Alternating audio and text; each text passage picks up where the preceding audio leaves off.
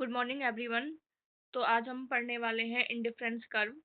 तो बेसिकली क्या होता है इंडिफरेंस, जिसमें कि दो वर्ड्स हैं आपके, इन और डिफरेंस। मीन्स यहाँ पर कोई भी डिफरेंस नहीं होता है। Indifference curve analysis is a new geometrical way to analyse consumers behaviour.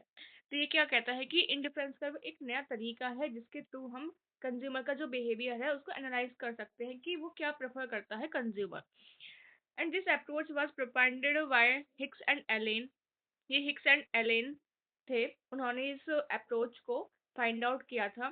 ये मेजर करता है यूटिलिटी ऑर्डिनली, मीन्स कितनी यूटिलिटी ऑर्डिनली, ये हमें बताता है कि हाउ मच। ठीक है। नेक्स्ट है it explain consumer behaviour in terms of his preference और ranking for different combination of two goods says X and Y. Mean से कंज्यूमर का बिहेवियर बताता है, ये बताता है उसकी प्रेफरेंस क्या है, वो किस डिफरेंट डिफरेंट कॉम्बिनेशन को क्या रैंकिंग देता है। यहाँ पे कॉम्बिनेशन ऑफ गुड्स होते हैं हमेशा, जो वो उसको सिलेक्ट करने होते हैं दोनों गुड्स की, वो कितनी कितनी क्वांटिटी दोनों में से लेगा। A indifference curve is drawn on the from the indifference schedule of the consumer. Indifference schedule के थ्रू ही हमारा इंडिफरेंस कर्व बनाया जाता है। अभी हम आगे पढ़ेंगे कि इंडिफरेंस शेड्यूल क्या होता है। An indifference schedule is a list of combination of two commodities that yields equal satisfaction। Means क्या है, इंडिफरेंस शेड्यूल एक लिस्ट है। लिस्ट किस चीज की है, जहाँ पे कॉम्बिनेशन है दो कमोडिटीज के, और वो दो कमोडिटीज क्या कर रही हैं, वो कॉम्बिनेशंस क्या दे रहे हैं, उसको इक्वल सेटिस्फैक्शन दे रहे हैं। ठीक है, कि वो कोई भी कॉम्बिनेशन लेगा तो उसको सेम सेटिस्फैक्शन लेवल ही मिलेगा। ओके। लाइक इसमें देखो, टेबल में दिया गया है, कॉम्बिनेशन दिए गए हैं L M N O Q. दो गुड्स हैं एक्स और गुड वाई।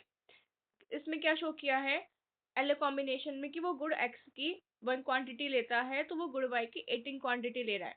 जब वो गुड वाई की क्वांटिटी को 1 से 2 कर रहा है, यानी इंक्रीज कर रहा है, तो वो गुड वाई की क्वांटिटी को डिक्रीज कर रहा है। क्यों? क्योंकि उसको सेटिस्फेक्शन लेवल सेम ही रखना है। मीन्स हमारा जो कॉम्बिनेशन ऑफ गुड्स है वो ऐसा होना चाहिए कि सारे ही कॉम्बिनेशन पर हमारा जो सेटिस्फेक्शन लेवल है वो सेम रहे। तो इसलिए जब हम एक ही क्वांटिटी को बढ़ाएंगे तो हमें दूसरी की क्वांटिटी को कम करना पड़ेगा। अदरवाइज अगर हमने दोनों की क्वांटिटी बढ़ा दिया या फिर एक की क्वांटिटी बढ़ाई बट दूसरी की क्वांटिटी में हमने चेंज नहीं किया, तो हमारा जो सेटिस्फेक्शन लेवल है वो इंक्रीज हो जाएगा, वो सेम सेटिस्फेक्शन लेवल नहीं रहेगा। ठीक है। और सेम हमारा उस प्राइस पर हमारी जितनी इनकम है उस इनकम पर भी हम परचेज नहीं कर पाएंगे ऑफ कोर्स। ठीक है, तो इसलिए हमें कम करना पड़ता है। नेक्स्ट है इंडिफरेंस कर्व क्या है। इंडिफरेंस कर्व एक डायग्रामेटिक रिप्रेजेंटेशन है इंडिफरेंस शेड्यूल की। मीन्स हमारी जो टेबल हमने ऊपर पढ़ी है अभी अभी, जब हम इसको on the diagram present represent कर देते हैं डायग्राम के बिहाफ पर, तो उसको हम बोल देते हैं इंडिफरेंस कर्व। दैट मीन्स कि जब हम उस शेड्यूल के उस कॉम्बिनेशंस को इस डायग्राम पर शो करते हैं, दिखाते हैं, तो हमारे पास एक कर्व बनकर आता है, उस कर्व को हम बोलते हैं indifference curve. I1 is an indifference curve. जैसे आपको इस डायग्राम में शो हो रहा है कि I1 क्या बन गया, आपका एक इंडिफरेंस कर्व बन गया। हमारे डिफरेंट कॉम्बिनेशन थे, हमने उन सबको डायग्राम के थ्रू रिप्रेजेंट किया।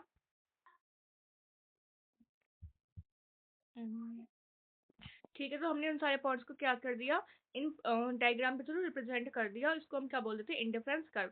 It is a line that shows all possible combination of two goods between which a consume between which a person is indifferent. Means क्या है कि ये एक ऐसी लाइन है जो क्या शो कर रही है, पॉसिबल कॉम्बिनेशन है टू गुड्स के, जिस पर सेटिस्फेक्शन लेवल उनका सेम रहेगा। मीन्स आप चाहे पॉइंट एल ले लो, चाहे कॉम्बिनेशन एम ले लो, चाहे कॉम्बिनेशन एन ले लो, पी क्यू आर कोई भी आप कॉम्बिनेशन पिक करते हो, तो आपका जो सेटिस्फेक्शन लेवल है वो सेम रहता है हमारे कंज्यूमर का। ठीक है, तो इस वजह से हमारा जो पर्सन है वो इंडिफरेंट है कि वो कुछ भी इनमें से ले सकता है अपनी प्रेफरेंस के अकॉर्डिंग। ठीक है।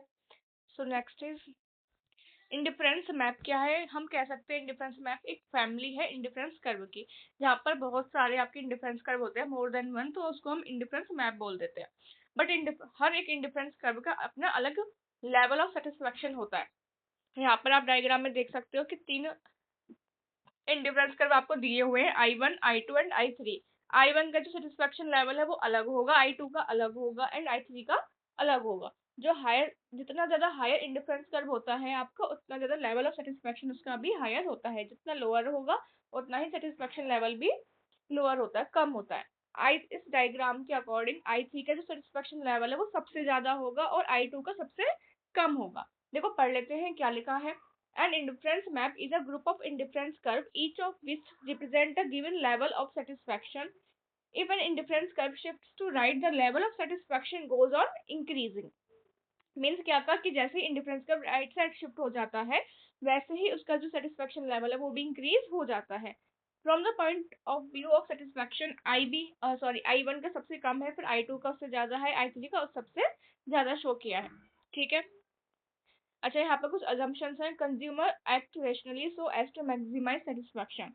मीन्स कंज्यूमर बहुत सोच समझ कर डिसीजन लेते हैं ताकि उनका जो सेटिस्फेक्शन लेवल है वो मैक्सिमम हो सके। देखो, अगर मैं एक कंज्यूमर हूँ, मैं मार्केट में जा रही हूँ, ठीक है, मुझे कॉम्बिनेशन ऑफ गुड्स लेने हैं, तो मैं क्या सोचूंगी कि मुझे एक ऐसा कॉम्बिनेशन चाहिए जिसके थ्रू मुझे सबसे ज्यादा सेटिस्फेक्शन लेवल मिल जाए एट माई गिविंग इनकम। ठीक है, जितने मेरे पास पैसे हैं, मान चलो मेरे पास 100 रुपए हैं, तो 100 रुपए में मैं कुछ ऐसा परचेज करूंगी, कुछ ऐसा कॉम्बिनेशन देखूंगी गुड्स का कि मुझे सबसे ज्यादा सेटिस्फेक्शन लेवल मिल जाए, कि मैं उस चीज को लेकर एकदम सेटिस्फाइड हो जाऊं, मेरे मन में कोई किंतु परंतु ना रह जाए। ठीक है। दूसरी बात वो क्या कहता है, there are two goods X and Y. हमेशा यहाँ पर हम दो गुड्स को लेकर चलेंगे, हम कभी भी सिंगल गुड्स की बात नहीं करेंगे। Utility is measured ordinary means in numbers. हम हमेशा उसको काउंट करेंगे कि कितनी आपकी डिमांड है, कितनी आपका क्वांटिटी है, कितना उसका प्राइस है, कितनी आपकी इनकम थी। हर चीज हमारे नंबर्स में होगी। It is based on the axiom of diminishing marginal rate of substitution. वही चीज है सेम, कि अगर एक की क्वांटिटी बढ़ाएंगे तो दूसरे की क्वांटिटी हम घटाएंगे। वही चीज हमने पहले भी पढ़ी थी वीडियो में, डिमांड के में मैंने आपको बताया था कि डिमिनिशिंग मार्जिनल रेट ऑफ सब्सटेशन क्या होता है, कि एक को घटाते हैं, दूसरा एक को बढ़ाते हैं तो दूसरे को घटाते हैं। सेम यहाँ पर हम क्या करेंगे कि हमने गुड एक्स की क्वांटिटी को जब बढ़ाते हैं तो गुड वाई की क्वांटिटी को हम कम कर देते हैं। Next is the consumer is consistent in his choice. That is, if in one time he chooses bundle A over B, he will not choose B over A in another time. If both bundles are available to him, if A greater than B and B greater than A, means वो consistent है कि आज उसको combination एक पसंद है तो उसको कल भी combination A ही पसंद होगा, वो change नहीं होगा। Consumers' choice are characterized by transitivity. It means that if a consumer prefer A to B, B to C, that means he must prefer A to C. ये हमने पहले भी पढ़ा है 9th-10th में। अगर आपने मैथ्स पढ़ी होगी तो आपने पढ़ा होगा 1:2, 2:3, दैट मीन्स 1:2, तो उसको क्या था, हमारा ट्रांजिटिविटी थी। ठीक है, सेम यहाँ पर है हमारा प्रेफरेंस में भी। आई थिंक ये मैं पहले ही आपको पढ़ा चुकी हूँ। मार्जिनल रेट ऑफ सब्स्टिट्यूशन क्या होता है, एक को बढ़ाएंगे तो दूसरे को घटाना पड़ेगा। ठीक है, लेकिन होता क्या है कि वो हमारा धीरे धीरे कम होता चला जाता है। ठीक है, देखो इसमें क्या कहा, marginal rate of substitution is the rate of exchange between some units of goods and X and Y which are equally preferred. ठीक है, the marginal rate of substitution of X for Y, MRS x of y, is the amount of y that will be given up for some obtaining each additional unit of x. This rate is explained below in the following schedule. देखो इसमें क्या दिखाया गया है, सबसे पहले जो combination है वो ये है कि गुड x की क्वांटिटी 1 है, गुड y की 18 ली है। सेकंड में क्या है, m कॉम्बिनेशन में, कि गुड x की क्वांटिटी उसने 1 से 2 पर आ गया, दैट मीन्स उसने बढ़ा दी 1। ठीक है, 1 एडिशनल यूनिट के लिए।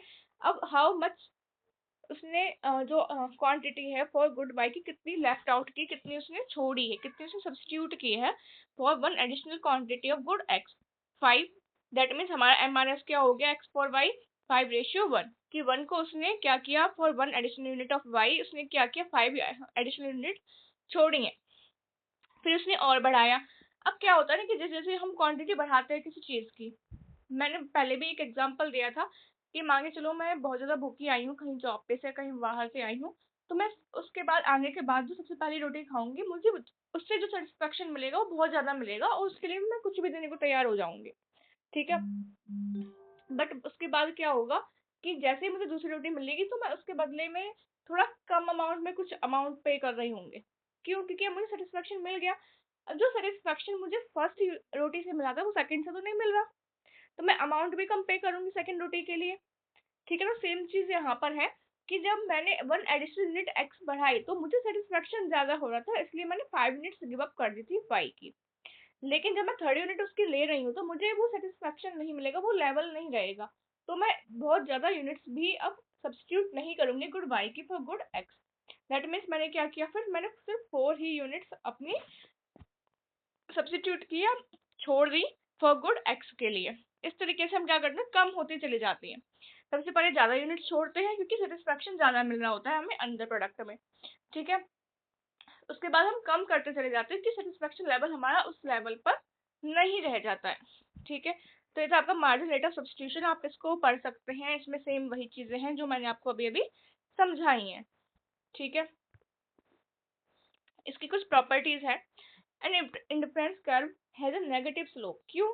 क्योंकि जब हम x को बढ़ाते हैं तो हम y को हम घटा रहे होते हैं, तो इस वजह से हमारा क्या है, ये नेगेटिव स्लोप होती है, क्योंकि इनवर्स रिलेशनशिप की वजह से हमेशा इंडिफरेंस कर्व की नेगेटिव स्लोप होती है। जिस किसी की भी नेगेटिव स्लोप होती है, आप कहीं पर भी पढ़ लेना किसी भी टॉपिक में, वहां पर अगर नेगेटिव स्लोप है, डाउनवर्ड्स है स्लोप, आपका जो कर्व है वो डाउनवर्ड्स है, तो उसका रीजन क्या होता है, because of the inverse relationship, ठीक है। सेकंड वो कहता है higher indifference curve to the right of another represent a higher level of satisfaction. हमने अभी अभी पढ़ा इंडिफरेंस मैप में कि जितना हायर लेवल पर आपका कर्व होगा उतनी ही हायर लेवल ऑफ सेटिस्फेक्शन वो प्रोवाइड कर रहा है। Next is indifference curve do not intersect, means वो एक दूसरे को कट नहीं कर सकते किसी भी पॉइंट पर, क्योंकि हर एक इंडिफरेंस कर्व का सेटिस्फेक्शन लेवल डिफरेंट होता है। एक इंडिफरेंस कर्व पे तो सारे पॉइंट्स आपको सेम सेटिस्फेक्शन लेवल प्रोवाइड करते हैं, but in different indifference curve हमें different level of satisfaction provide कर रहे होते हैं। अगर वो कट कर जाते हैं एक दूसरे को तो उसका मतलब क्या हो जाएगा कि उस पॉइंट पर आकर दोनों कर्व आपको सेम सेटिस्फेक्शन दे रहे हैं, जो कि पॉसिबल नहीं है। तो इस वजह से दो इंडिफरेंस कर्व कभी भी एक दूसरे को इंटरसेक्ट भी नहीं कर सकते हैं। Next is indifference curve is convex to the point of origin because of the marginal rate of substitution. These are the convex to the point of origin. Next is an indifference curve can't touch either axis, means कोई भी indifference curve x या y axis में से किसी को भी touch नहीं कर सकता। क्यों? क्योंकि हमने क्या पढ़ा कि हम अजम्पशन में यहाँ पर हमेशा दो गुड्स होंगे, हमें क्वांटिटी लेनी ही होगी हर एक की। हम ये नहीं कह सकते हम सिर्फ गुड y को परचेस करेंगे, हम गुड x को नहीं करेंगे, क्योंकि हम यहाँ पे कॉम्बिनेशन पढ़ रहे हैं, ठीक है। अगर हमने गुड x का 1 लिया है, हमें हमेशा किसी ना किसी मतलब हमें हमेशा 1 क्वांटिटी तो लेनी ही पड़ेगी। हम एक जगह कितनी भी ले सकते हैं, बट मिनिमम हमें एक लेनी ही है हर एक गुड की, ठीक है।